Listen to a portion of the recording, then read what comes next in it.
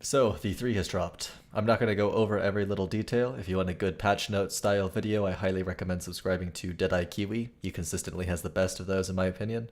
But I'm just going to talk about the things that I think have a solid impact on gameplay. So let's get straight into this and try to lightning round it. First things first, the Marines have been added. I'm not going to get deep into every single kit, but I do want to point out a couple of interesting details. First of all, their non-fire support role AR has the M27 with a 4X and a bipod and is a very solid machine gun role, and you can get 2 of those per squad without even using fire support roles. When you add on the fact that there is a M249 with a 4X in the actual fire support role, that means you can have 3 ARs per squad easily while still maintaining your 2 lats. And if you manage to get a machine gunner in there as well, the MG has a 6X, which is very solid. So this faction can potentially have up to 4 optic bipoded machine gun style roles in the squad, easily, while still maintaining all of your lats. Another interesting thing they added was a spotting shell for the hat kit, which has unintended consequences because it is an instant switch from that spotting rifle to the various types of rockets you can actually fire. You can use it to completely bypass reloads like this. Obviously, the Marines also come with a bunch of new vehicles, some of which are very interesting and some of which don't really change gameplay much. The LAV-25 is essentially just an ASLEF. It's a striker chassis thing, 1250 HP, frontally resistant to 14.5 with a Bushmaster on top. So it's already been in the game for a while, it's just their variation of it. Similarly, the Humvee is very similar to the MATV in terms of functionality for what it can do in game, and the Abrams is an Abrams. But this is where we get to the interesting vehicles that are actually going to change up gameplay quite a bit, starting with the AAV. The APC variant is very interesting because it has an entirely new weapon system, the automatic grenade launcher, the Mark 19, which doesn't actually help you against vehicles at all. We did test this. It will pretty much only damage light vehicles like trucks and helicopters, and even then it's probably worth using your 50 instead in terms of actually getting straight DPS, unless you're trying to kill people out of the back of an open logi or something. But the Mark 19 does represent the first automatic grenade launcher in squad and something that we're probably going to end up seeing copy-pasted into a lot of different areas. I've actually been of the opinion for a long time that if you really want to start using defensive emplacements as a valid investment for things other than just a tow, you should probably start with automatic grenade launchers because those can be pretty fucking devastating. And if you make them cost effective enough with a large enough swivel range with enough that can be built on a fob, that might be the first defensive emplacement besides an ATGM that I strongly consider being worth the build supply to create, especially when I'm actually calculating that out at main before I move into the match as a whole without even knowing the situation I'm going to get into. I occasionally build HMG bunkers, but it's really just a matter of an abundance of supply or an extremely specific scenario that rarely happens in squad. Automatic grenade launchers, on the other hand, might be more useful in a wide variety of circumstances, and I would love to see these as emplacements, as well as on top of all sorts of vehicles. Now, if you recall, when the M113 was added, I was talking about how when you have an APC that has a 50 cal on top, the only thing determining whether or not it's really going to be an effective APC against the OP4 APCs is the health. Now, a striker has 1250 health and has a 50 cal, and it has a almost equivalent time to kill against a 30 mil BTR. It does not quite beat it out, but the 30 mil will be on fire by the time it finishes you off. So whenever you see a new vehicle added with a 50 cal, 1250 HP is really what you want to be seeing for something that could be effective.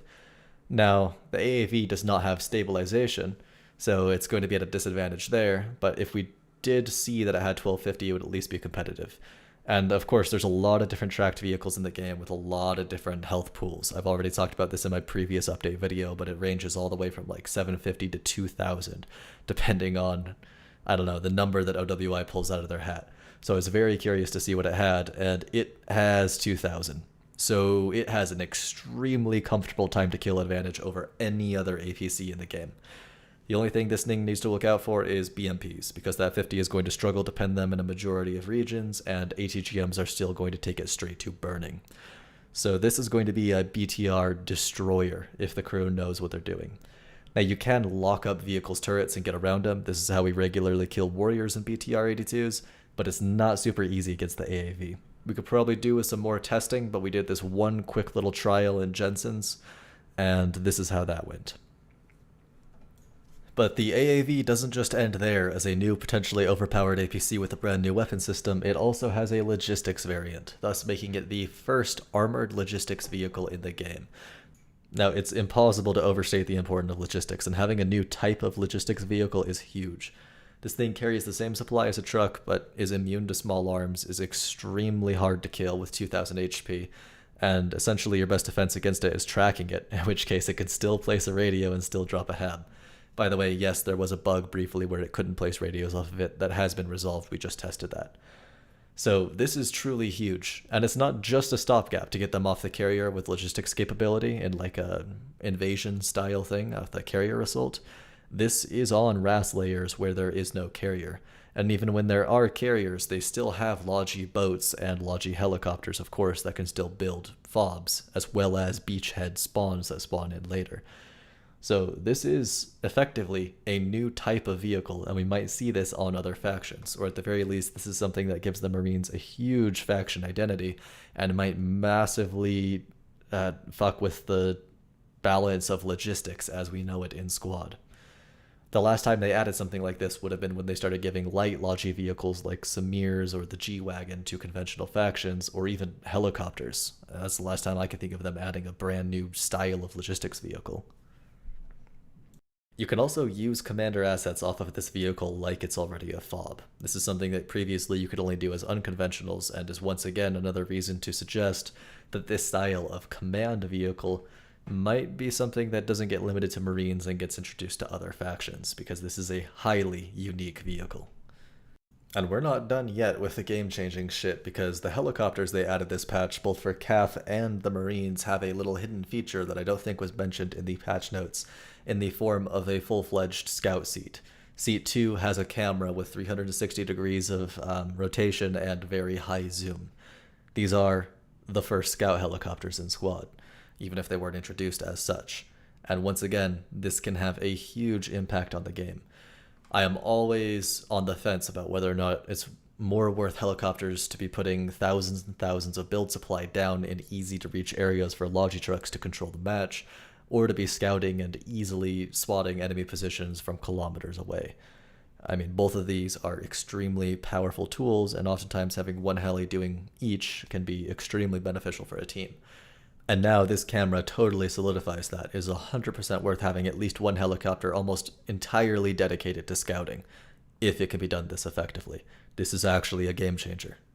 Don't forget that this isn't just a camera in the sky. This is Squad. It's buggy. Things don't render in past a certain range. The clip I'm playing in the background is the beginning of a match, a very tense match between two very good teams, in which I was able to take a third helicopter, because it was that Basra layer, and completely dedicate myself to only giving all of the locations of the enemy team. You're not hearing command chat, but in this helicopter alone, without any kind of scouting equipment, I am able to basically give away the movements of the entire enemy team in the early game to my team. And this is something that's basically going to become standard with the factions that have these helicopters. Another small note is that both of these helicopters have a very reduced supply capacity, so you're going to see them doing less resupply runs as well, with 900 build for the Marines and 800 for the CAF. Now, in terms of the amphibious capability of new vehicles and the obvious changes that are being made to the water physics, I'm sure you can deduce on your own how this is going to affect gameplay. Obviously, it matters most on the amphibious assault style maps, and it'll have some limited uses on other maps. I don't need to tell you guys what this means, because you guys know what this means. Now, the CAF got 2 new vehicles this patch. I've already mentioned the helicopter. It's very similar to the Marine one. Both of them are quite slow, actually, when it comes to acceleration and top speed, but highly nimble. And of course, they have that scouting seat. And they also got another LAV, which is another ASLAV equivalent, in that it's a 1250 HP, basically striker chassis is a good way to think of it, with a Bushmaster on top. I'll be making a video in the future, possibly, about all the different types of LAVs, so if your head is spinning by the million different types they've added, I hopefully can clarify that in the future. And yeah, that pretty much concludes all the big things. Once again, there's a million things I glossed over that don't affect gameplay too much. Animation changes, gun sound changes, new sounds in general, stuff like that. You can go check out other videos for that. I just want to talk about the things that I actually think are going to have an impact on how the game plays out. Thanks for watching.